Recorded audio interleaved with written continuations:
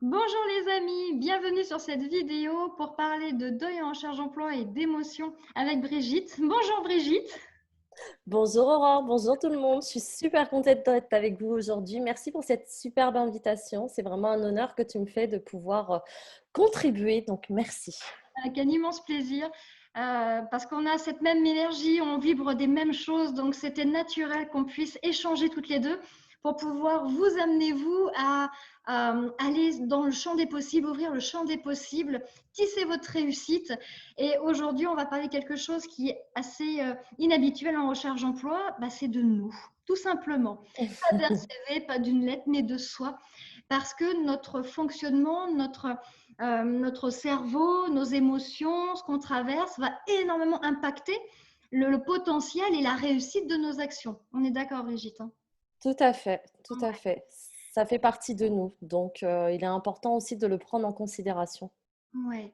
Alors, en fait, le thème d'aujourd'hui, ça va être le deuil et les émotions. Pourquoi? Parce que tout simplement, en recherche d'emploi, déjà, on est que des êtres humains, déjà. Et en recherche d'emploi en particulier, on va faire face à des situations de deuil. Des deuils, pourquoi? Parce que la fin d'un poste est plus souvent subie que choisie. Quand c'est choisi, c'est tout à fait autre chose, hein. Mais c'est plus On souvent, y était préparé. bah, c'est ça, c'est qu'on sait déjà mentaliser les choses, on a préparé, on a anticipé. C'est vraiment une autre énergie. Le travail est le même, mais du coup, on est à un autre stade. Ouais. Donc voilà.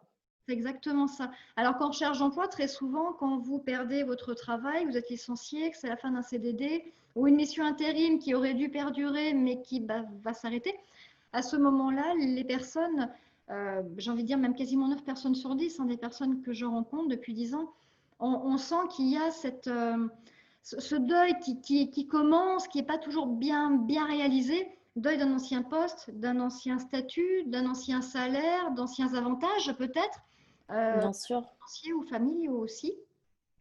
Donc c'était important de parler du deuil et des émotions. Donc, chère Brigitte, qu'est-ce que c'est que le deuil? Expliquez ça. Dis-nous. Alors, je vais d'abord faire rapidement une petite explication sur les émotions. Qu'est-ce qu'une émotion? Alors, pour information, ça vient du latin ex movere, qui veut dire faire mouvement à partir de. Donc, pour faire très simple, l'émotion, c'est donc une réaction physique, hein, parce que quand on va subir une émotion, ça va se voir physiquement, mais aussi une réaction physiologique, parce qu'il va se passer quelque chose en nous. Et cette réaction, elle a pour objet de nous mettre en mouvement. D'accord? D'où le faire mouvement à partir de, parce que bah, c'est quelque chose qui vient d'extérieur. Ce n'est pas quelque chose d'intériorisé, c'est vraiment en lien à quelque chose d'extérieur. Donc, en développement personnel, nous, dans la famille des émotions, on en a quatre. Alors, nous avons la joie, Oui.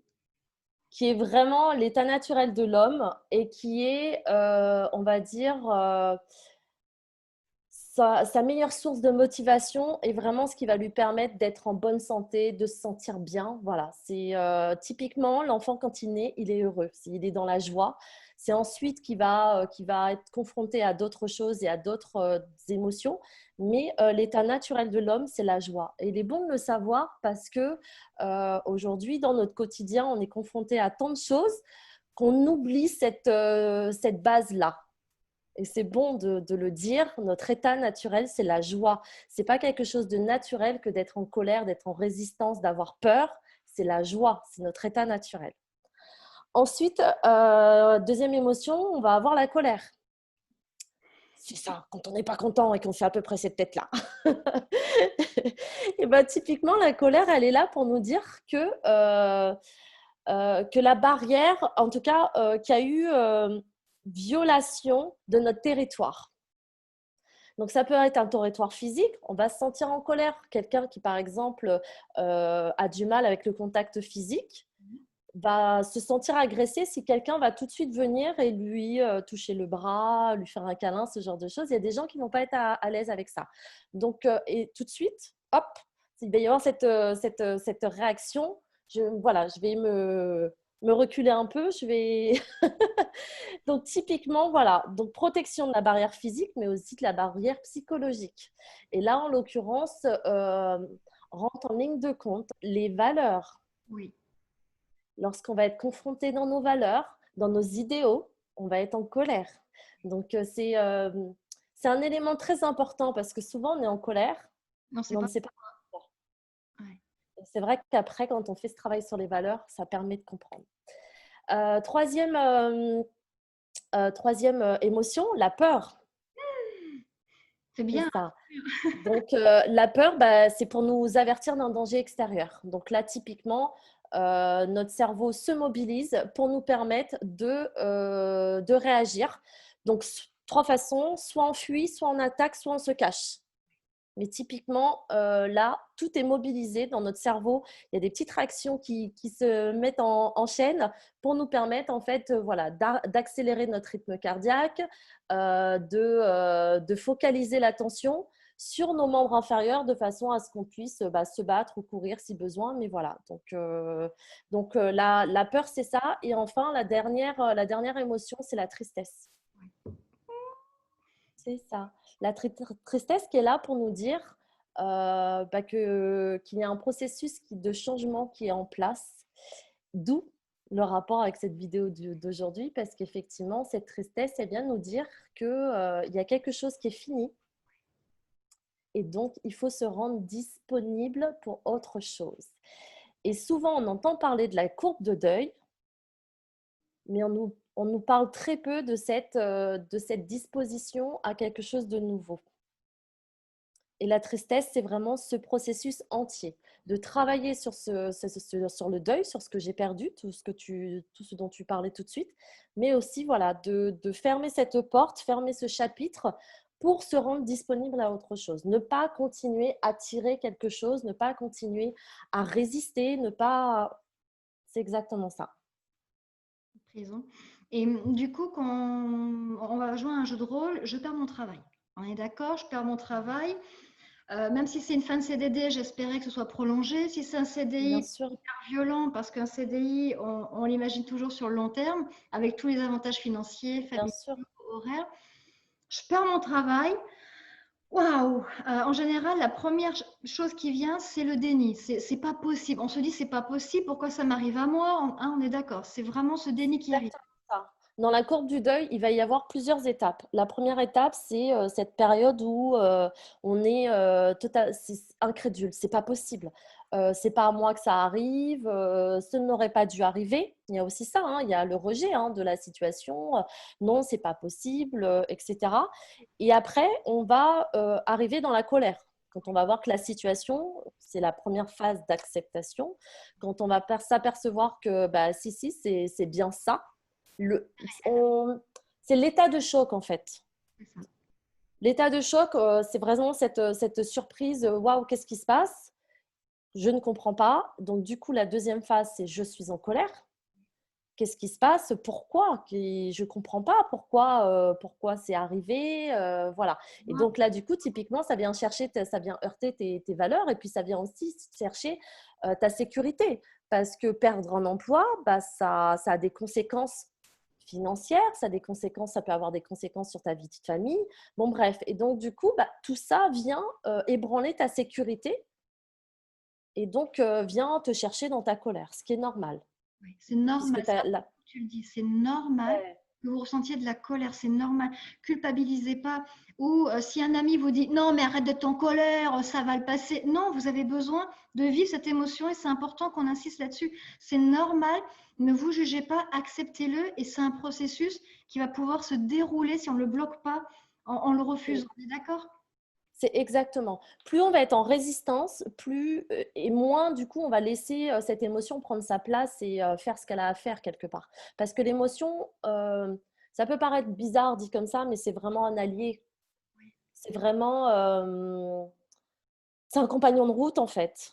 L'émotion, elle est vraiment là pour nous accompagner au quotidien dans notre vie et pour nous aider à avancer. Il ne faut pas la prendre comme quelque chose qui va nous ralentir ou nous pénaliser. Au contraire, c'est quand on va être dans la résistance, quand on va être en lutte, qu'effectivement, là, ça va nous empêcher d'avancer parce qu'il y a des étapes. C'est ça. Typiquement, c'est des étapes que tu n'arrives pas à franchir. Je fais une petite pause, j'ai plus de batterie.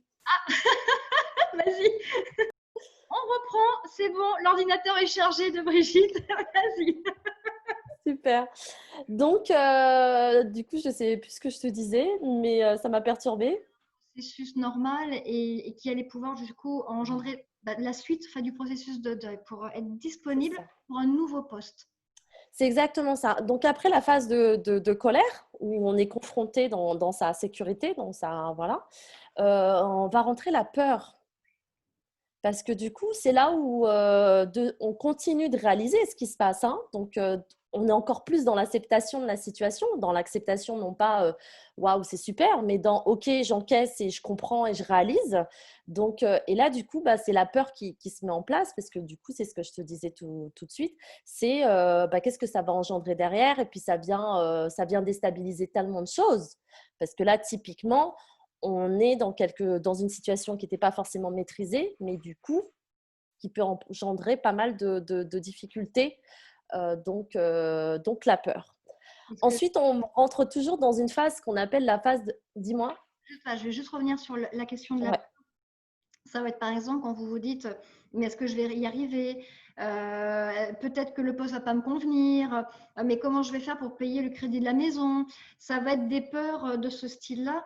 oui, Et on est d'accord, c'est vraiment des peurs où, parce qu'en fait, c'est la peur de l'inconnu, tout simplement. On a peur de l'inconnu, on ne sait pas ce qui va se passer, on ne peut pas se préparer. tout Donc, à fait. c'est ça qui va être douloureux aussi pour le psychisme, c'est qu'on ne sait pas ce qui va se passer.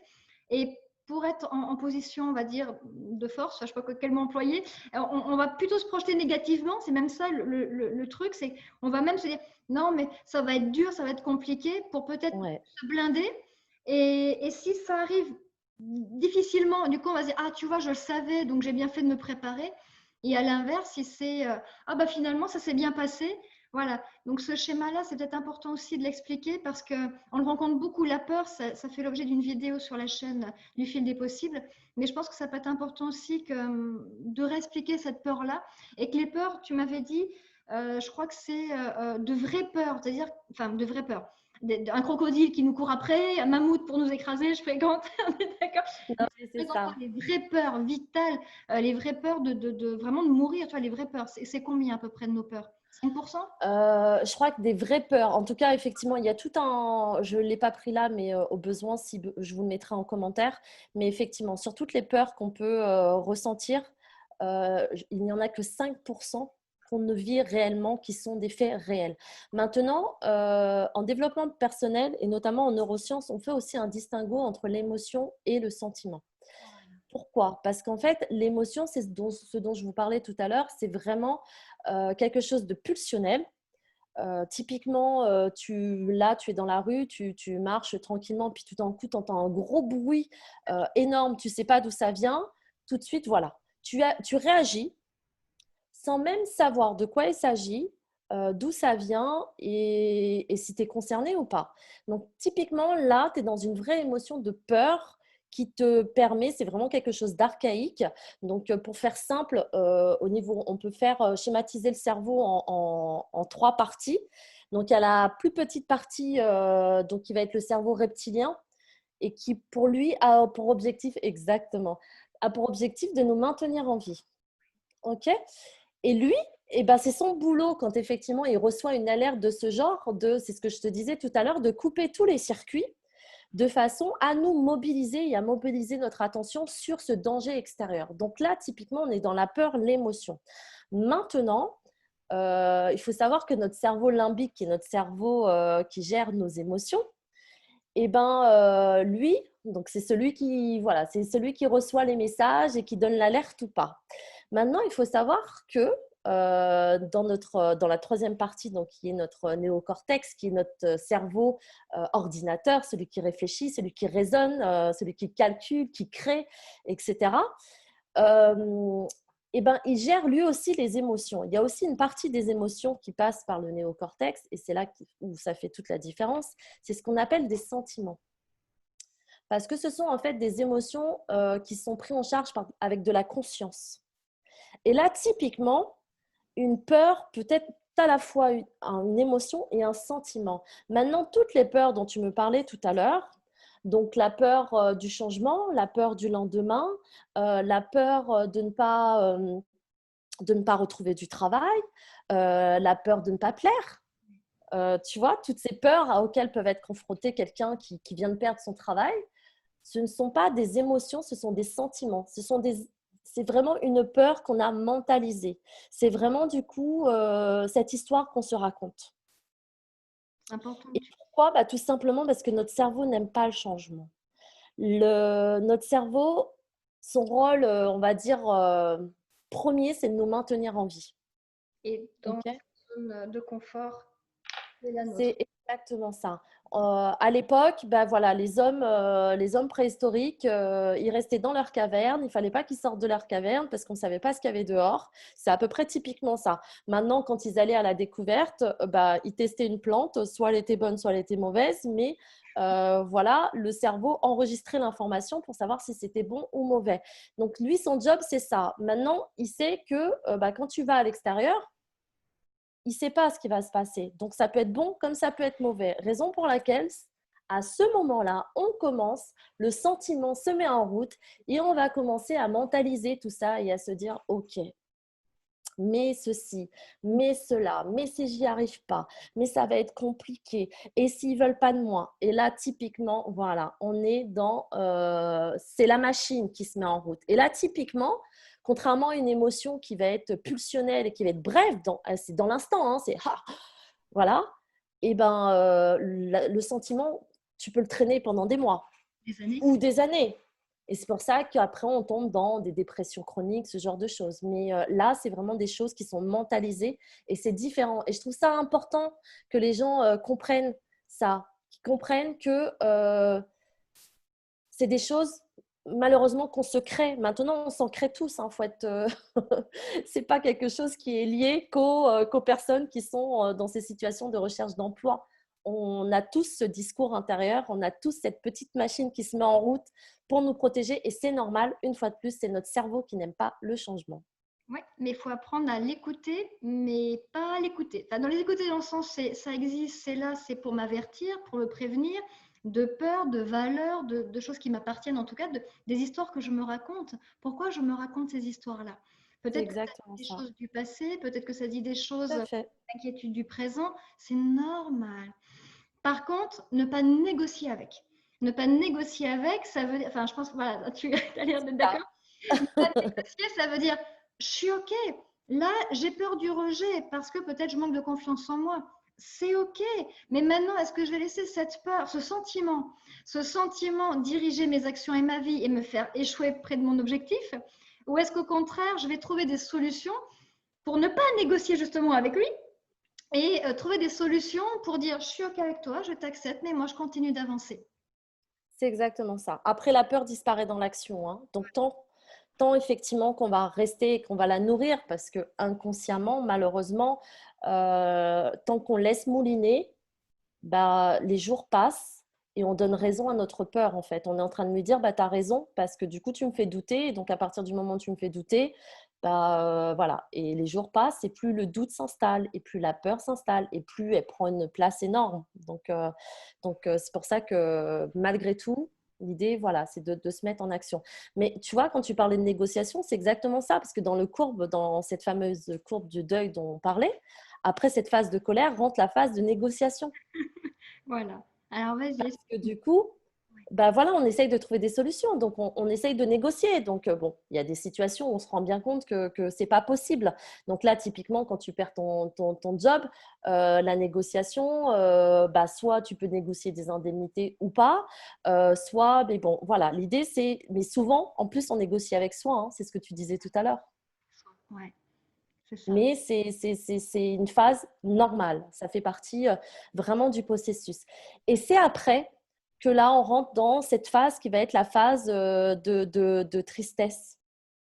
Donc, il y a une phase de dépression où là, on commence à être dans le spleen parce que là, on réalise encore plus. Tu sais, on est rendu à la quatrième étape de l'acceptation et là, on se dit « Ouh !»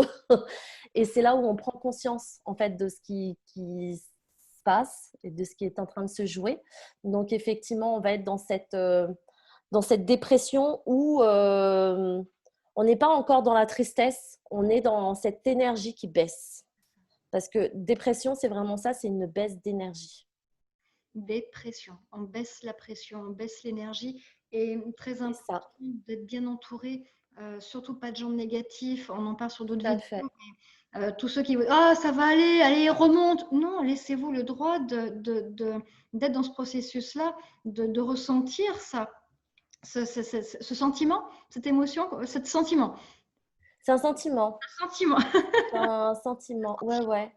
Et de se donner le droit de le vivre, parce que comme tu disais, moins on va se donner le droit, moins on va laisser le processus se dérouler, et plus il risque de prendre du temps, et plus il risque d'être compliqué peut-être de le défaire, voilà, Tout de à défaire fait. la pelote de laine. Et Ouais. souvent, dans la courbe de deuil, c'est la phase la plus difficile parce qu'en fait, notre société, elle a du mal avec cette étiquette-là, tu vois. La dépression, c'est quelque chose qui est très mal vu. Et tu C'est dois ça, agir, tu dois foncer, tu dois y c'est aller, tu n'as ça, pas le droit de pleurer, tu n'as pas le droit d'être faible, tu n'as pas le droit de... Waouh, des injonctions d'une violence. c'est ça. Les tu dois, il faut, c'est terrible. Sauf qu'on a le droit aussi, et il faut prendre ce droit de ne pas aller bien, parce que bah, cette période où je ne vais pas bien, c'est cette période du coup où on rentre, nous, on aime bien appeler ça notre phase de cocooning. C'est cette phase où, hop, effectivement, parce que malheureusement, c'est dans cette phase-là où tu vas être en introspection, où tu vas voilà, prendre du temps pour toi et où les choses vont remonter, vont ressortir. Donc, c'est super important de la vivre, cette phase. Souvent, c'est là qu'on commence à rentrer en résistance. C'est là où on va pas s'autoriser à être mal, à pas aller bien. Et là, typiquement, bah, si tu vis pas ça, tu n'as pas conscience de ce qui est en train de se jouer. Tu peux pas mettre des mots sur ce qui est en train de se passer, ce qui est important pour toi. Parce que tout ce qui est important dans cette phase de deuil, c'est effectivement d'être capable de se dire, OK, ça c'est fini, mais donc oui, ça me procure tout un tas d'émotions, mais il y a aussi des belles choses qui ont été vécues. Et donc, tout ça, tu ne peux pas t'en rendre compte si tu n'es pas dans cette phase d'introspection où tu reviens, tu te recentres sur toi-même, où tu prends du temps pour accueillir, pour vivre ce que tu as à vivre, en fait, tout simplement.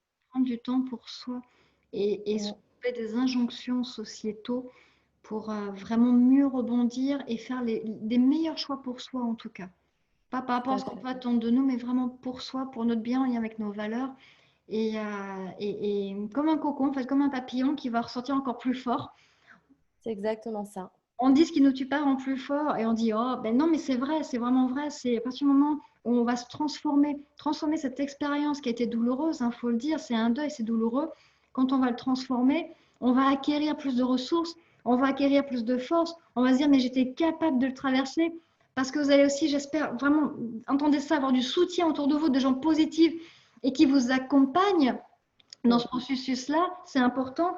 Et, et ensuite, alors, qu'est-ce qui se passe? Raconte-nous. Et ben, c'est là que s'installe la tristesse. Ouais. Cette fameuse tristesse qui va être là vraiment pour nous dire, OK, là, tu viens de réaliser qu'une page se tourne. Tu sais, tout ça, c'est très symbolique, mais c'est des phrases toutes faites qu'on entend, mais qui sont fortes de sens. C'est vraiment une page qui se tourne et il faut en avoir conscience de ça. Et donc, voilà, c'est d'arriver à un moment de sa vie, de se dire, OK, là, bah, c'est fini. Je dois dire au revoir à toute cette période. Et donc, d'où l'intérêt d'avoir vécu cette phase de dépression pour être capable de savoir ce qu'il y avait dans cette période, qu'est-ce qu'elle m'a apporté, en quoi elle m'a enrichi, qu'est-ce qui m'a fait grandir, qu'est-ce que j'ai aimé dans cette période. Mm. Parce que ça aussi, c'est important, parce que bah, tout ce que j'ai aimé, mais aussi ce que je n'ai pas aimé, ça va m'aider ensuite pour demain. C'est ça. Donc, c'est super important. Donc, voilà, vraiment tourner cette page pour du coup se rendre tout à fait disponible pour ce qui va arriver derrière. Tu vois? Vraiment être dans une cette- moi, je reviens sur cette image-là parce que je la trouve tellement symbolique et tellement belle. C'est vraiment, OK, cette page, ce livre que j'ai écrit, ce chapitre que j'ai écrit, qui est chargé de tout un tas de choses, et ben ça y est, c'est fini. Donc, je mets un mot fin, je tourne et de l'autre côté, bah, c'est une page blanche. On peut l'ouvrir et écrire ce qu'on a envie, la nouvelle histoire qu'on a envie de Oui, vivre. c'est Et ça. là, on peut être disponible. Pourquoi on en parle? Parce qu'en entretien d'embauche, ne serait-ce que même dans la recherche d'emploi, hein, vraiment c'est un tout, la recherche d'emploi, la prospection, quand on envoie des candidatures ou en entretien d'embauche, même la prise de poste, il y a beaucoup de candidats qui finalement ne se rendent pas compte qu'ils ne sont pas réellement disponibles pour cette nouvelle expérience. Parce qu'elles C'est vont être ça. méfiantes. Par exemple, j'ai des personnes qui me disent non, mais les autres recruteurs, ils vont faire comme l'autre, ils vont pas être honnêtes, ils vont pas être. Donc, tu vois, on n'a pas fermé vraiment le livre, l'histoire, et on a peur de revivre la même chose. On n'a pas fini ce processus-là. Tu Donc, sais, c'est comme lorsqu'on dit à chaque fois, avant c'était mieux. Bah, dans mon ancienne boîte, on ne faisait pas comme ça. Ça paraît anodin, tout ça, ces phrases. Alors, c'est pas pour jeter la pierre à tout ça, hein, c'est pas le but. Mais typiquement, quand on entend bien dans ce genre de phrases qu'on reste accroché à quelque chose qui n'est plus. voilà. Et Et donc, typiquement, c'est ça. Donc, typiquement, tu es là dans ton nouveau poste et tu te dis, bah, moi, avant, ça ne se passait pas comme ça. Alors, je ne dis pas que tu n'as pas le droit de le penser, etc. Maintenant, si c'est pour apporter quelque chose de nouveau à ton poste en disant, bah, moi, dans mon passé, j'ai eu une expérience vécue que j'ai valorisée comme ça, ou en tout cas, voilà, j'ai pu constater que ça avait tel et tel avantage, pour le transposer, très bien. Ça, c'est exactement ce système de passerelle entre ce que j'ai vécu, je le laisse derrière moi. Maintenant, je peux l'utiliser pour le renouveau dans le sens où bah, ça fait partie de mes bagages, etc. Mais je ne prends pas un nouveau poste dans l'espoir d'avoir ce que j'avais avant. Tu vois ce que je veux dire? Il y a une petite nuance en fait. Et c'est là qu'on voit si dans cette histoire qu'on se raconte, on a vraiment passé ces étapes-là, fait le deuil, si on est vraiment disponible pour agir dans l'ici et maintenant et pas C'est ça. fonctionner sur des choses du passé. C'est fou quand même hein, de dire ça. En fait, c'est des choses qu'on devrait nous expliquer, j'ai envie de dire, plus jeunes, Ouais. beaucoup plus tôt. Parce que du coup, on culpabiliserait pas, on se dirait pas, mais pourquoi je suis comme ça, pourquoi je pense ça, et on serait beaucoup plus disponible et les choses seraient un peu plus, on va dire, simple à vivre, parce qu'on Ouais. en comprend les mécanismes et plus léger, quoi. Enfin, vraiment plus léger, pas se traîner, se bouler, pas, voilà, gagner en énergie aussi. Parce que Tout quand à fait. on se bouffe une énergie, je pense, incommensurable, alors que quand on a fait le deuil et qu'on est libre, waouh, l'énergie, le C'est regain ça. d'énergie. Tu sais, l'image, c'est que tu les poses, tes valises. On a tous des valises, on a tous un passé, on a tous des histoires, mais on ne les traîne pas avec nous. Et ça, typiquement, quand tu avances là, en tirant toutes tes valises, bah, il arrive un moment sur ton parcours où tu commences à être fatigué. Moi, aujourd'hui, j'ai fait le choix de les poser, ces valises. Elles font partie de mon histoire, elles sont là, je les accepte, il n'y a pas de déni dans tout ça. C'est juste de dire, tout ça, ça fait partie de mon passé. Maintenant, quand j'en ai besoin, je sais où sont mes valises, puisque je les ai posées. Donc, je vais aller chercher dans mon parcours, dans mon histoire, ce dont je peux avoir besoin aujourd'hui, maintenant, pour construire ce dont j'ai besoin demain. Mais je ne les traîne pas et l'image n'est pas la même, quoi. Tu vois, en termes d'énergie, tu l'as super bien dit, tu es disponible et vraiment être disponible pour le ici et maintenant. Bonjour. Mais c'est ça, hein. Disponible pour soi, disponible pour l'autre, disponible pour s'adapter aussi. Comment Bien sûr, un nouveau poste et intégrer des nouvelles choses, avoir cette souplesse-là, hein, pour le dire comme ça, si une fois de plus, on a ces chaînes du passé et ce fonctionnement-là où il y aura des regrets, il y aura des choses, peut-être des frustrations, parce qu'il y a peut-être des tout choses à qu'on n'a fait. pas réussi à faire. Donc c'est important de s'en délester pour vraiment réussir tout simplement là où on a envie de réussir. Et Super. se donner les moyens d'eux surtout, tu vois, c'est se donner les moyens de réussir et de vivre du coup sa transformation, son changement, son nouveau poste, sa réorientation, qu'importe. Mais voilà, de se donner les moyens de le réussir, dans sa tête, de se dire, OK, stop, ça c'était avant, maintenant je veux quelque chose de nouveau.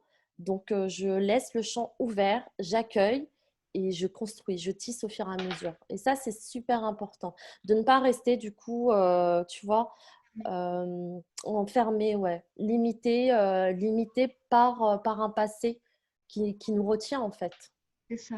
Et une fois de plus, être entouré, parce que tout seul, traverser ça tout seul, ça peut être très compliqué. Être entouré, ça peut être d'amis, de famille, ça peut être de coach. C'est vraiment d'être bien entouré parce que c'est un moment de fragilité.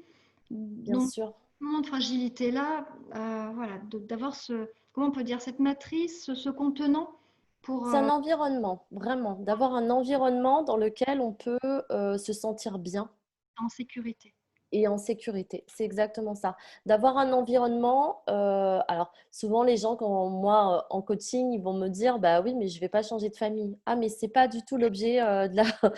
C'est pas du tout l'objet, hein. On est d'accord, on ne change pas. C'est pas ça. Maintenant, on sait par défaut les gens qui vont avoir tendance à nous transférer leur peur et ceux qui, du coup, vont être plus en mode cocooning, bienveillant et qui, du coup, vont pas forcément nous juger, vont être plus dans l'acceptation. Là, typiquement, c'est du coup, dans ces moments-là, de faire le choix d'aller vers ces personnes-là parce que ce sont ces personnes-là qui vont nous aider à vivre tout ça sereinement et en tout cas qui vont nous permettre de le vivre.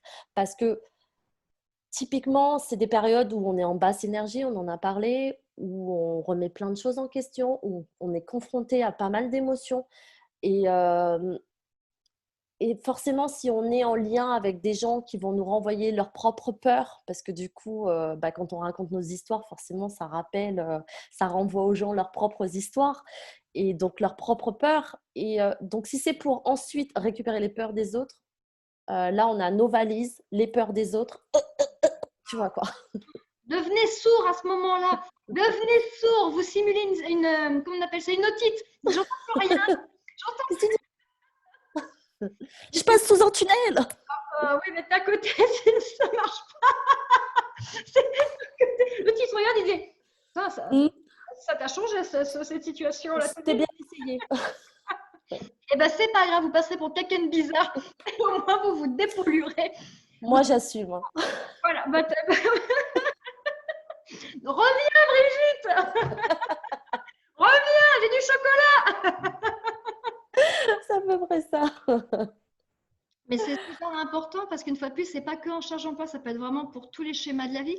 Et là où Ah c'est oui, extraordinaire, je le dis avec des guillemets, hein, c'est pas extraordinaire youpi, hein. Là, c'est extraordinaire en termes d'humain de se rendre compte, c'est que en recherche d'emploi, je me rends compte que toutes les personnes qui ont vécu des deuils, ça peut être de parents, ça peut être d'une formation qu'ils n'ont pas pu avoir, d'une obligation de déménager, mais c'est pas leur choix, c'est qu'il y a oui, quelque chose qui les a obligés, c'est subi. Et ce qui est important de se rendre compte, c'est que toutes ces blessures-là, toutes ces frustrations, tous ces deuils non faits, toutes ces incompréhensions en recherche d'emploi, elles reviennent en fait en force. Et la bien personne, sûr. elle dit, je comprends pas pourquoi j'ai pas l'énergie, j'ai pas osé, pourtant j'ai l'envie, hein, mais il y a quelque chose qui, je sais pas ce que c'est qui me freine, et elles prennent pas conscience de ça. D'où l'importance de s'écouter, c'est ce que tu as dit, parce que mieux on va s'écouter, mieux on va se questionner avec des gens bienveillants, et plus on pourra défaire cette pelote de laine qui est un vrai amalgame de nœuds compliqué et peut-être même très douloureux, et plus on va pouvoir la défaire ce passé C'est et ça. être libre pour le présent et le futur. C'est top. Ouais, c'est exactement ça. C'est Prenez. super bien dit. Du coup, juste pour finir avec pardon, la courbe du deuil, après la tristesse, bah, c'est là, une fois que tu as vraiment vécu ta tristesse, que tu as vraiment fait le point sur ce qui était et n'est plus, et que du coup, bah, tu as accepté ça et que tu t'es dit, OK, c'est bon, stop, j'arrête là. Du coup, il faut que je comprenne bah, ça va être différent maintenant, mais différent ne veut pas dire moins bien, hein, voilà, c'est possible en tout cas. Et ben, c'est là où on va rentrer vraiment dans l'acceptation. Ouais. Ok, c'est seulement après qu'on a accepté cette phase de tristesse qu'on est dans l'acceptation, la vraie. Et c'est là où, du coup, rentre cette fameuse phase du pardon. Parce qu'on en entend souvent parler de cette phase du pardon et elle est très mal vue, ou du moins ou très mal comprise. Parce qu'on pense que parce qu'on pardonne, donc un licenciement abusif, un plan social, ce n'est pas dire que l'entreprise a eu raison. Non, c'est pas ça. Mm. Tu vois ce que je veux dire? C'est pas que l'entreprise Voilà, a raison, c'est que moi, je pardonne pour me libérer de ça et être c'est exactement libre ça. pour quelqu'un d'autre. Ouais. Là, on est vraiment dans le processus où on décide de la lâcher, cette valise. C'est là, typiquement, l'image, c'est hop, ok, j'accepte cette histoire et du coup, le pardon, c'est hop, j'entends, ça m'a… En règle générale, c'est à ce moment-là aussi qu'on comprend, comme on dit, hein, nous, en développement personnel, dans chaque émotion, il y a un cadeau caché. C'est beau. Alors parfois, il est très bien caché, on est d'accord. On est d'accord. Oh non, on est d'accord, hein, je veux dire, je les vis comme vous, les émotions, et il y a des fois, je me dis, wow, je le vois pas celui-là, hein, pouf, bien caché, il va falloir que j'aille gratter. Hein. Reviens, Brigitte! Attends, je suis dans mon tunnel. Mais c'est vraiment ça. C'est à ce moment-là, quand on est dans cette phase d'acceptation, qu'on accepte de rentrer dans ce pardon, de dire, OK, allez, c'est bon, l'histoire, elle est faite. Je pardonne à l'entreprise de m'avoir licenciée. Je pardonne, je ne sais pas, mais bon, bref, les situations X et diverses. Mais voilà, c'est de dire, OK, je ne veux plus me traîner ça, donc je pose mes valises, quoi. Une fois de plus, vraiment, je le redis parce que ça peut être douloureux pour des personnes de l'entendre ça. Parce que justement, le processus n'est pas terminé. Il y a la résistance qui va Tout arriver. à fait. Et comme Brigitte, enfin, quand on vous dit ça, c'est une fois de plus, c'est pas pardonner. Oh, mais c'est rien, c'est pas grave. C'est pas Non. ça. C'est vraiment si vous nourrissez cette colère, parce que finalement, tant qu'on n'a pas été dans ce chemin-là, on a cette colère en nous encore, on est d'accord. Hein. Et en fait, vous vous polluez. Et le souci, c'est que tant qu'on se pollue dans ces sentiments négatifs, hein, dans ces ruminements, dans ces processus mentaux qui tournent, vous vous polluez. Et ça peut générer du stress aussi. Hein, ça peut Mais générer bien sûr. du stress. Et ce qu'il faut vraiment que vous entendiez, c'est que tant que vous restez sur ces schémas-là, cette position-là, vous vous polluez intérieurement. C'est pas que dans la tête, c'est même au niveau du corps. C'est-à-dire que, Ah, c'est physiologique, oui. voilà, le cortisol, tu vas nous en parler, je vais te laisser en parler, mais vraiment prendre conscience que vous vous polluez. Ce qui fait que, par respect pour vous, j'ai vraiment envie de dire par respect pour vous, par amour pour vous, pardonner, c'est pas dire à l'autre, je te pardonne toi, c'est plutôt je pardonne pour que moi je sois disponible pour être ailleurs, pour me faire du bien, pour gagner en confiance en moi et pour la prochaine fois être capable aussi de dire non et être plutôt dans ce processus positif. Alors justement, pour que les personnes prennent conscience que ces émotions négatives, c'est pas anodin, ça peut être grave. Je te laisse du coup nous parler du cortisol et de ce qui peut se passer au niveau physiologique si on reste sur cette colère, cette frustration, ces processus mentaux. Bah, typiquement, faut savoir par exemple, une décharge de cortisol, elle va mettre 5 heures dans notre corps à se dissiper. Donc, ce qui veut dire que quelque chose qui va nous mettre en colère, hop, on va avoir une décharge et bah, du coup, cette hormone va être là dans notre corps et elle va mettre 5 heures à disparaître. 5 heures, c'est énorme. C'est énorme. C'est Donc, énorme. Ce avec qui la veut dire que pendant… stress. C'est ça. Ce qui veut dire que pendant 5 heures, on va être au taquet. Tu vois ce que je veux dire?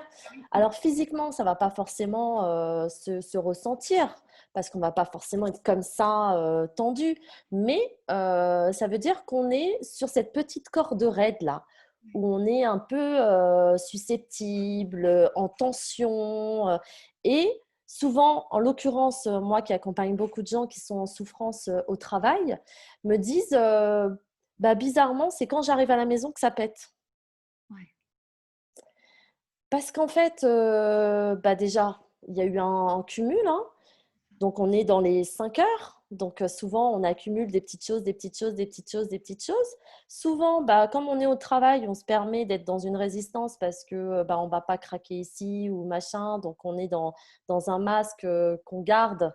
Voilà, donc on résiste. Et puis arrive à la maison où là, on se permet d'être qui on est et de vivre nos émotions parce qu'on n'est plus dans cette étiquette bah, du manager qui doit assurer ou de la collaboratrice qui a son job à faire, etc. Et c'est là où il suffit que le moindre petit déclencheur, l'enfant qui, je sais pas, a fait tomber une assiette, et même beaucoup moins grave que ça. Et là, c'est le déclencheur et tout part à volo. Sauf que ce n'est pas lui la source, en fait. C'était bien Ça avant. remonte bien avant. Donc, ouais, faut… c'est pour ça que dans ce processus, la colère, c'est quelque chose qui arrive très vite et qu'il faut vraiment prendre le temps. C'est pour ça que On parle de cette courbe de deuil, mais elle n'est pas anodine. Il y a vraiment des étapes et chaque étape est importante. L'idée, le deuil arrive en deuxième position. C'est pas le deuil. La colère arrive en deuxième position. Faut la vivre, cette colère. Faut la laisser. On a le droit d'être en colère. Moi, typiquement, quand mon fils est en colère et qui, bon, du coup, comme il est petit, ça s'exprime par des pleurs, des cris, voilà. Et je le laisse sortir. Il n'y a pas de non, mais arrête de pleurer. Non, non, vas-y, sors. Libère-toi de tout ça et ensuite on en parle, on essaye de comprendre ce que c'est venu heurter chez toi. Qu'est-ce qui t'a mis en colère? Il faut tout de suite aller désamorcer cette bombe parce que sinon c'est exactement ça. C'est quelque chose qu'on garde au fond de soi, en soi et qui malheureusement ne nous fait pas du bien, quoi. Et notre société, comme tu l'as très bien dit, c'est souvent mais arrête de pleurer, arrête d'être en colère, C'est mais ça. tais-toi, tout va bien, t'as aucune Mais raison. c'est pas grand-chose, mais t'abuses, fais un effort, bon, ça va aller. Attends, il y a des gens qui meurent, je te rappelle. Donc c'est Ok, une violence, mais tout petit, hein. C'est une violence et qui en fait, on grandit avec ça, donc on l'intègre. Et on l'intègre tellement bien qu'on dit aux autres qu'ils n'ont pas le droit. Waouh! Donc c'est aussi le message qu'on voulait faire passer dans cet échange-là, c'est vous avez le droit d'être vous-même, vous avez le droit d'avoir des émotions, vous avez le droit d'être pas bien. Seulement, comme tu le disais, c'est pas de la responsabilité de l'enfant. Par exemple, s'il tombe une assiette et qu'on fait c'est bizarre, c'est un peu disproportionné. Non, c'est pas de la faute, de la responsabilité de l'enfant, c'est notre responsabilité. C'est que à ce moment-là, ça dit des choses de nous, du verre d'eau qui déborde. Hein, je crois qu'on peut prendre c'est cette image ça. du verre d'eau qui déborde. Et écoutez-vous et dites ah, si je déborde là, ok. Donc c'est peut-être qu'un truc que j'ai dû accumuler. Alors qu'est-ce que je peux Mm, faire à ce moment-là, Brigitte, pour diminuer mon verre d'eau mm. et qui redeviennent juste pour m'hydrater, pour me faire du bien, mais pas qui débordent. Qu'est-ce que je peux faire à ce moment-là? Vraiment, notre meilleur allié face aux émotions, c'est la respiration. C'est vraiment, c'est très simple, mais c'est le seul truc qui permet d'éteindre l'alarme qui est envoyée par le limbique à notre cerveau de reptilien, c'est de prendre le temps de respirer. Parce qu'en plus, je ne vous en ai pas fait mention, mais il faut savoir que quand on est dans une émotion, Oui, typique, hein, et là, en l'occurrence, après, je parle du stress parce que la peur est associée au stress. Donc, c'est pour ça que ça a son importance là. C'est que, je le disais tout à l'heure, hein, quand tu es confronté à la peur, par exemple, tu ne raisonnes pas. Du coup, quand tu es dans ton émotion, tu es en circuit court. Le message qui habituellement traverse les trois parties de ton cerveau jusqu'à ton néocortex pour être analysé, pour être décortiqué. Là, typiquement, quand tu vis une émotion comme la peur et auquel on associe du stress, l'information ne va pas au néocortex. Il est court-circuité, c'est ce qu'on appelle un circuit court. Du coup, tu ne raisonnes pas. On est dans ce qu'on appelle le tunnel du stress, pas capable de raisonner. D'où l'importance dans ces moments-là. Donc, du coup, même chose quand on est en colère et que ça prend une proportion excessive parce qu'on a atteint le bord du vase. Là, de prendre le temps de respirer pour prendre le temps du coup de remettre de la conscience dans tout ça. Ne pas être juste dans l'émotion et remettre de la conscience. très Parce important. que là, typiquement, on n'est plus dans le néocortex, on est dans du reptilien pur et dur. Et là, il faut remettre de la conscience dedans. D'où l'intérêt de dire à l'enfant ou à l'adulte, bon, bref, prends le temps, accueille tes émotions. Ça peut être très bête. Je sais que cette phrase, elle fait sourire beaucoup, mais c'est vraiment ça. Laisse ton émotion vivre ce qu'elle a à vivre et respire. Et souvent, on dit, bah voilà, ne prends pas de décision sous le coup de la colère. Mais c'est exactement ça. Carrément. Et du coup, C'est cette exactement ça. respiration ventrale, hein, on est d'accord, on a une société qui respire très mal, Tout à fait. on va très mal s'oxygéner. Et enfin, ça fait partie du corps humain. Si on s'oxygène mal, c'est aussi, tu expliqueras mieux, en termes d'énergie, en termes d'oxygénation, en termes d'optimisation de nos organes, c'est du coup plus compliqué aussi. Voilà, T'oxygènes moins bien du coup ton cerveau, puisque voilà, tu envoies moins de sang, moins de globules, donc du coup tu oxygènes moins bien ton cerveau, qui du coup va être moins alerte. Maintenant, il faut savoir par exemple aussi, lorsque, je reviens souvent à la peur, mais c'est tellement emblématique, puis surtout aujourd'hui dans notre société où le stress, voilà, c'est quelque chose de courant, d'énorme. Faut savoir du coup que ça s'explique, mais je te l'expliquais tout à l'heure, lorsque tu as peur, du coup, ton cerveau mobilise toute ton énergie, envoie du coup de l'adrénaline et de la noradrénaline pour te permettre du coup de focaliser toute ton attention dans les parties inférieures du corps pour fuir ou te battre si besoin. Mais à contrario, du coup, il faut comprendre que la machine, donc là où on envoie toute la vapeur, de l'autre côté, il y a tout un système qu'on régule et typiquement, c'est pour ça que je fais le lien, typiquement tout ce qui va être le tube digestif ouais, va être ralenti. très important les intestins. On ne le sait pas, il y a très peu de gens qui le savent, mais c'est notre deuxième cerveau. Je C'est exactement ça. crois qu'il y a 100 000 neurotransmetteurs dans les intestins. Un peu, ouais, je n'ai pas les chiffres exacts en tête, mais effectivement, c'est énorme. Il y en a Mais oui, quand même un petit peu. ouais, c'est clair. Mais c'est exactement ça. Mais du coup, tu sais, souvent maintenant, on dit oui, il y a des pathologies qui sont liées au stress. Donc, on entend ça partout, mais on ne comprend pas forcément le pourquoi du comment de se dire, mais attends, j'ai mal au ventre, c'est lié au stress. Mais parce qu'en fait, typiquement, dans ton corps, de façon physiologique, le stress, c'est de la peur. Ok, donc mentalisé, mais c'est de la peur. Donc du coup, ton corps déclenche exactement le même mécanisme. Là, tu es en train d'envoyer de l'adrénaline, de la noradrénaline. Ton cerveau est en train de faire une décharge. Et du coup, ton cerveau est en train de focaliser ton attention dans des parties de ton corps au détriment de d'autres. Et en l'occurrence, tout ce qui va être des tubes digestifs. Raison pour laquelle des personnes qui sont beaucoup stressées vont avoir de gros problèmes de digestion. Et à ça se rajoute la respiration, parce que typiquement, lorsque tu respires, si tu fais des grandes inspirations profondes, donc des respirations ventrales et que tu prends le temps d'expirer en entrant bien le ventre, bah là, tu fais un massage naturel sur tes organes qui permet du coup d'aider cette fonction, d'aider ton corps à travailler.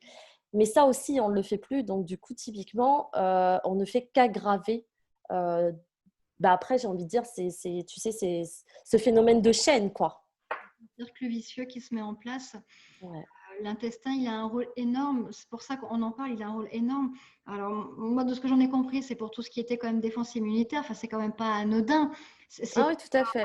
On est stressé, on peut être plus souvent malade, plus sujette aux cochonneries qu'il peut y avoir, parce que justement, nos défenses immunitaires, elles vont être mobilisées sur un autre front, mais plus pour nous défendre de l'extérieur. Donc, c'est vraiment de se rendre compte que dès qu'on vit ces situations-là, de colère, de peur, on peut vraiment se mettre en difficulté, se Tout mettre en à difficulté fait. et ça peut avoir son niveau physiologique. Est-ce que tu veux bien nous montrer la cohérence cardiaque, juste voilà, pour ceux qui connaissent absolument pas, comment on fait, surtout que c'est facile à faire et c'est facile à mettre en place. Il n'y a pas besoin d'outils, d'appareils, juste soit du calme.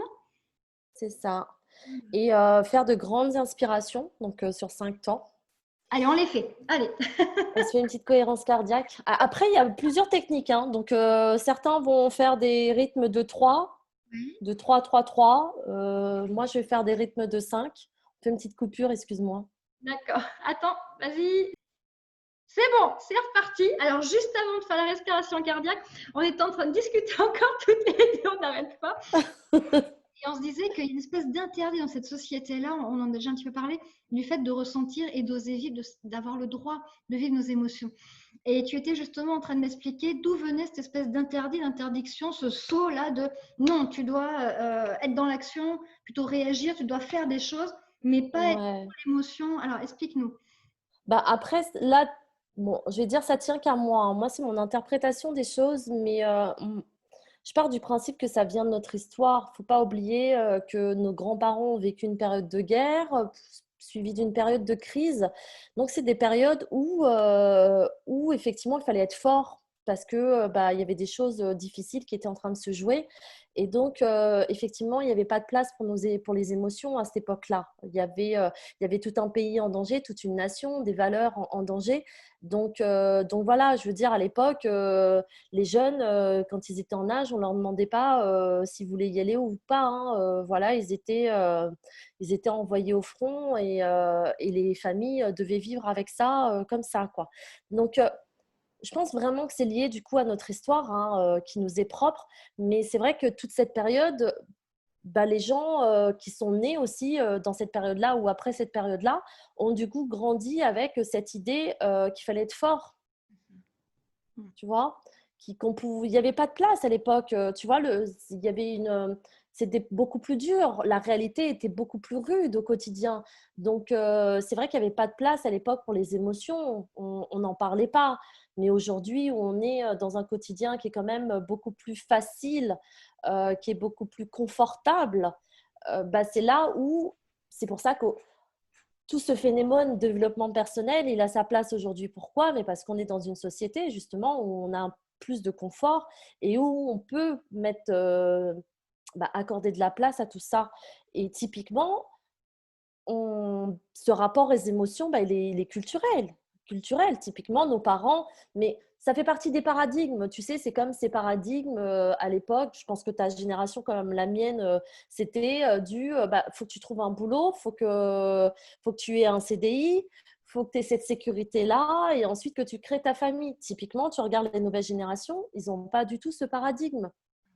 Non, non, Et là, c'est exactement la même chose. Ce rapport aux émotions, c'est un ancien schéma de fonctionnement qui est lié à notre histoire, de nous, nos parents nés après-guerre, mais qui ont grandi avec du coup cette vision-là.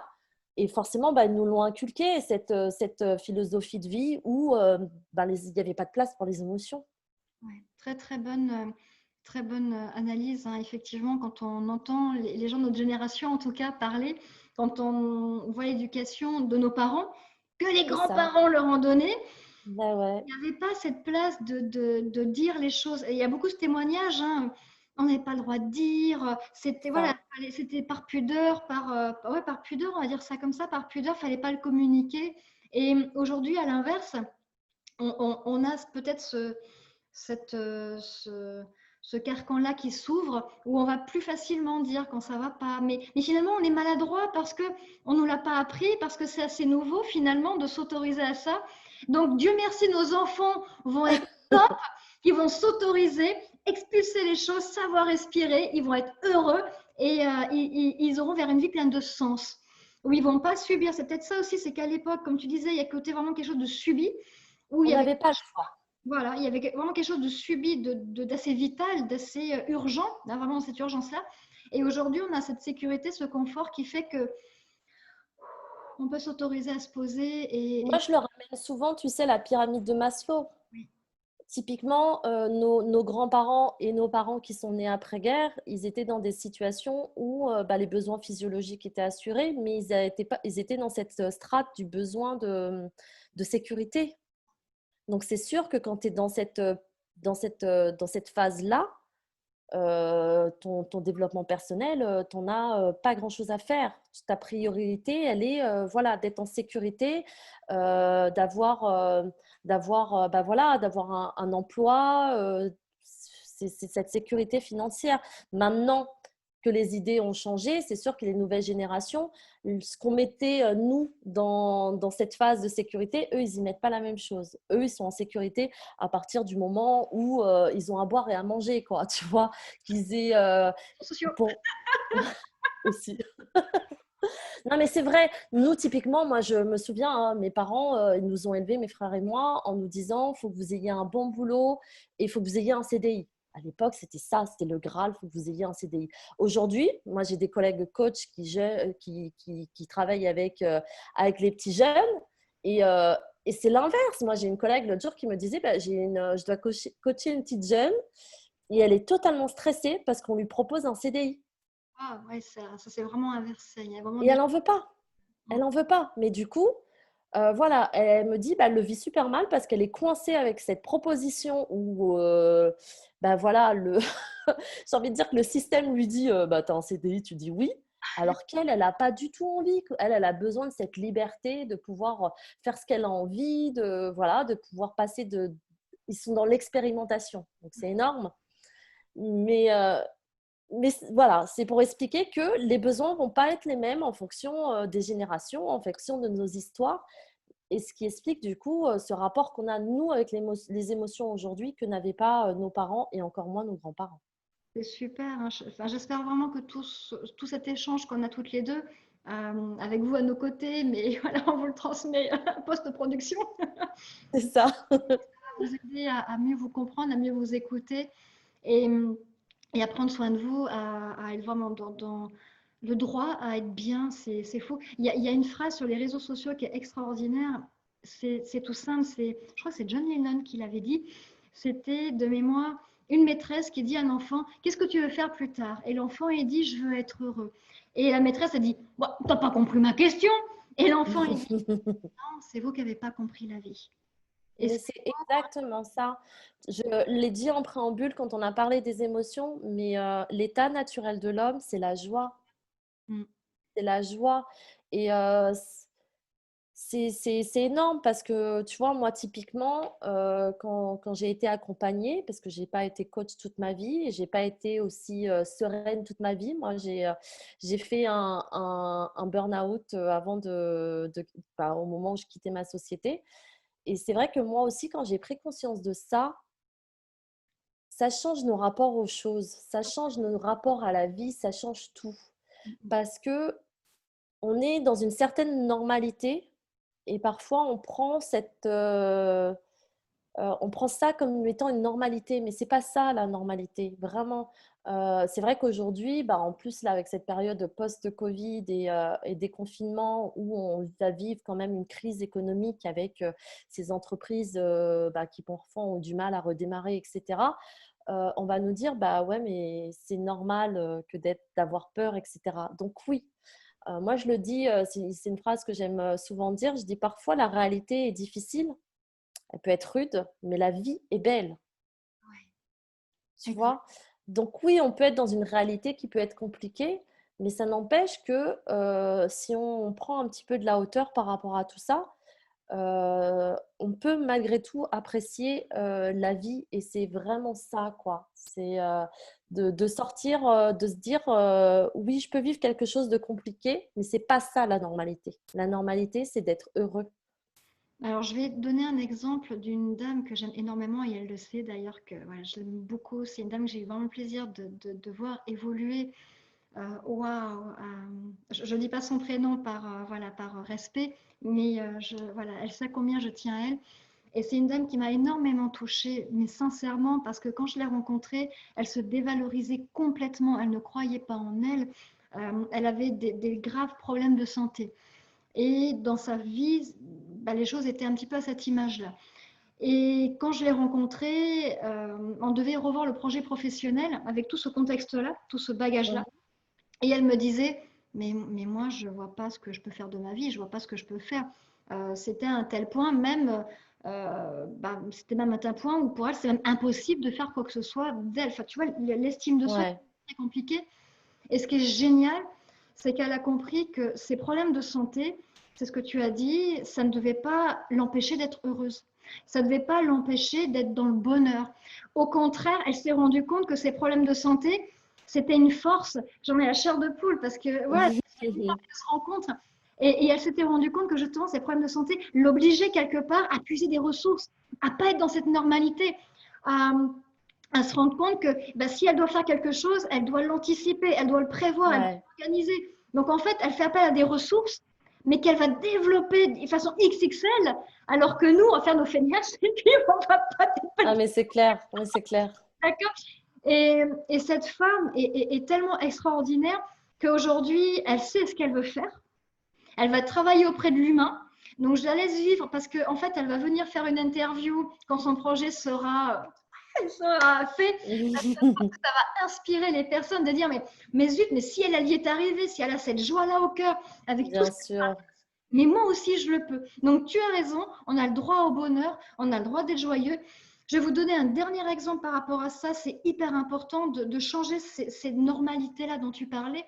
C'est une dame qui vient au rendez-vous.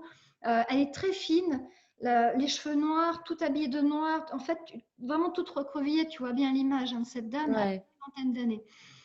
Waouh, quand je la vois arriver, ça, tu le prends, hein, tu le reçois, hein, cette douleur-là. Et en fait, elle m'explique que son fils est décédé il y a déjà quelques années. Donc, processus de deuil, voilà, on y est complètement. Et ce qui est extraordinaire, c'est que cette dame a pris conscience que son fils n'aurait jamais voulu qu'elle soit à ce point abattue. ouais, Et on a travaillé ça en se disant, mais c'est pas, en fait, c'est pas une espèce de fidélité pour son fils qu'elle s'interdisait d'être heureuse. Et à l'inverse, elle a réussi à comprendre que pour son fils, ouais, elle allait se battre, pareil, voilà, ça m'émeut. Pour son fils, elle allait se battre et qu'elle avait le droit de vivre et qu'en sa mémoire, elle avait le droit au contraire de partager ça et de dire c'est possible et donner du bon autour d'elle. Elle a ouais. complètement changé et aujourd'hui, elle a une carrière professionnelle, elle est auto-entrepreneuse, elle est aide à domicile en CESU, voilà, auprès des personnes. Et elle était étonnée elle-même de dire, mais maintenant les gens, ils me respectent. Maintenant les gens, j'ai ma place. Maintenant, il y a vraiment cet échange-là et je suis heureuse. J'ai réouvert les rideaux de mon salon. Pendant des années, elle les avait fermés. Ouais. La portée de ces deux exemples-là, de ces deux femmes extraordinaires, merci de m'avoir laissé voilà, en témoigner parce que c'est ces deux femmes inoubliables et exceptionnelles, tout Oui, simplement. puis c'est des beaux, ce sont des jolies histoires de vie. Et des histoires de vie, on en a tous. Et puis ça nous parle, quoi. Je veux dire, peut-être pas forcément de façon directe, mais voilà, c'est des choses qui ont du sens pour nous. Donc c'est chouette, c'est chouette. Mais c'est important d'entendre ça aussi. Ça fait partie du processus, vraiment. Je te vois tout émue, arrête. Enfin, déjà, notre échange, quand je l'aime, tu le sais, on avait hâte de le mettre. Donc, je suis heureuse et de pouvoir en plus partager ces deux dames et de les mettre à l'honneur. Ouais, c'est tellement beau de les voir évoluer. Ouais, c'est génial. Et la première dont je vous parlais, normalement, quand elle aura tout mis en œuvre, elle viendra témoigner aussi bah, là où tu es aujourd'hui, elle témoignera. Et ça sera un bonheur incommensurable parce qu'elle va aussi participer à changer cette normalité et changer ce rapport à soi et au travail et à la vie. Donc c'est aussi le message qu'on veut faire, qu'on veut donner aujourd'hui. Ouais, c'est exactement ça. C'est vraiment ce message d'espoir et puis de soutien. Je crois que toutes les deux, on avait cette énergie de partage et puis cette énergie, on avait envie un petit peu de partager cette énergie hyper positive et hyper bienveillante. Moi, c'est ce que je dis souvent aux personnes que j'accompagne, c'est il n'y a pas de jugement, c'est juste d'accueillir les gens, de les aider à s'exprimer parce que malheureusement, aujourd'hui, souvent, les gens se cachent ou refusent de vivre des choses par crainte d'eux. Et voilà, si là, cette petite vidéo, elle peut redonner un petit peu d'espoir, un sourire, ne serait-ce que ça, une clé de compréhension, un peu d'énergie, qu'importe. Chacun prendra ce qu'il aura envie de prendre, mais en tout cas, vraiment, je te remercie vraiment. On en a parlé quand on a préparé cette vidéo, que, parce que c'est un sujet qui me touche moi aussi. Ayant eu moi aussi un moment de ma vie dû aller faire tac tac tac chez Pôle Emploi. Bah, je t'en ai parlé hein, l'autre jour, ça a été une expérience très très difficile. C'est pas tant le fait d'aller chez Pôle Emploi qui a été une expérience difficile pour moi, pas du tout. C'est la façon dont ça s'est passé. En fait, je suis ressortie et j'en ai pleuré. J'en ai pleuré parce que ça m'avait fait mal de voir à quel point on n'était pas, à partir du moment où tu rentrais dans cette institution, euh, on venait saper ton amour propre, quoi. Vraiment, moi, je suis ressortie de là, mais en larmes, en me disant, mais c'est horrible à quel point je ne me suis pas sentie aimée, voire, tu vois, diminuer, etc., etc. hein. Et donc aujourd'hui, vraiment, ça me tenait à cœur. Du coup, quand tu m'as proposé ça, voilà, j'étais contente de pouvoir contribuer et du coup, de vraiment dire à tous ces gens à quel point ils sont beaux, à quel point ils ont de la valeur et à quel point je sais, oui, je sais, je l'ai vécu, voilà, je sais combien cette réalité, quand tu perds un emploi, quand tu te fais licencier, moi je me suis fait licencier après 18 ans. Bon, bref, je sais à quel point ça peut être difficile, tout ça, à quel point ça vient nous ébranler, à quel point ça vient nous chahuter et à quel point ça peut être compliqué parce que justement, ça met en branle nos croyances, nos repères, notre environnement, tout. Il y a tout qui s'effondre. Donc, je peux comprendre que ça soit être hyper déstabilisant et de se perdre dans tout ça. Mais voilà, moi, aujourd'hui, ce que j'avais envie de partager, c'était de dire, on comprend, c'est normal. Et autorisez-vous à vivre tout ça, vraiment, parce que c'est important. Tout ça, il y a un processus. On a essayé de vous détailler aujourd'hui là, cette fameuse courbe du deuil. Mais tout a sa place et tout a sa raison d'être. Donc, acceptez, autorisez-vous à vivre tout ça et faites-le voilà, en étant déjà hyper bienveillant avec vous-même. Et après, si vous pouvez, bien évidemment, entourez-vous de gens bienveillants comme Aurore. Ben non, mais franchement, j'ai une grande admiration pour ce que tu fais. J'ai une grande admiration pour la personne que tu es et tu le sais très, très bien. Je trouve que tu fais ton job, mais de façon admirable. Tu les aimes profondément et ça se sent et ça se voit. Et c'est important, c'est important. Moi qui ai été confrontée à cette réalité-là, je te dis, j'en suis sortie en larmes en disant mais un chercheur d'emploi ne peut pas s'aimer dans ces conditions et de savoir qu'il y a des gens comme toi qui les aimera et qui du coup non mais c'est super important, franchement c'est pas du tout c'est pas juste pour te flatter ton ego, je le pense sincèrement. Je l'ai vécu, je sais combien c'est compliqué, je sais combien ça peut être déshumanisant. Donc franchement, merci pour ce que tu fais pour eux et merci du coup de m'avoir aidé à y apporter voilà, ma petite pierre à l'édifice. Je suis émue, vous avez plein de vidéos. Cette émotion parce qu'elle dit quelque chose de mes valeurs et de ce plaisir qu'on a d'être toutes les deux. Donc, on va vous embrasser très fort. On va continuer toutes les deux.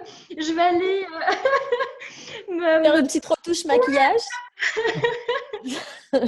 toucher un petit peu aussi. En tout cas, on vous embrasse très fort. Prenez soin de vous. Vraiment, mais soyez conscient de votre valeur et entourez-vous de gens positifs. Regardez des choses positives et soyez connectés à vous. Et j'espère sincèrement que cette vidéo vous apportera de la valeur. Prenez ce qu'il y a à apprendre. Laissez-le. Revenez-y quand vous en avez envie. Mais autorisez à vivre votre vie à vous. Merci beaucoup, Brigitte. Merci à toi. C'était un joli cadeau que tu m'as fait. Merci pour cette contribution. Elle était importante pour moi. Donc, merci. Merci. Et, toi, et vous, ne restez pas seul et croyez en vous. Et tout est déjà en vous. Comme je le dis à tous mes coachés, tout est déjà en vous. Exactement ça. Et même toi, j'en ai acheté parce qu'une fois de plus, quand on fait de l'accompagnement sur la recherche d'emploi ou humain, de toute façon, ça se rejoint, hein, c'est de l'humain. Bien sûr. C'est pas nous qui avons les solutions. Non. C'est vous qui avez les ressources, c'est vous qui avez les solutions. Nous, notre rôle, c'est juste de reconnecter pour que vous soyez complètement libre et autonome, indépendant. Et je crois que c'est le plus joli cadeau qu'on puisse faire à quelqu'un. Ah, c'est clair. Bon, voilà, belle journée à vous. Au revoir, ma Brigitte. On se rejoint. Merci encore. Et à très vite. On continue Puisqu'on a d'autres choses à vous offrir. Bon, Brigitte, pas tout de suite. Et à vous, à très bientôt. Au revoir et belle journée. Au revoir.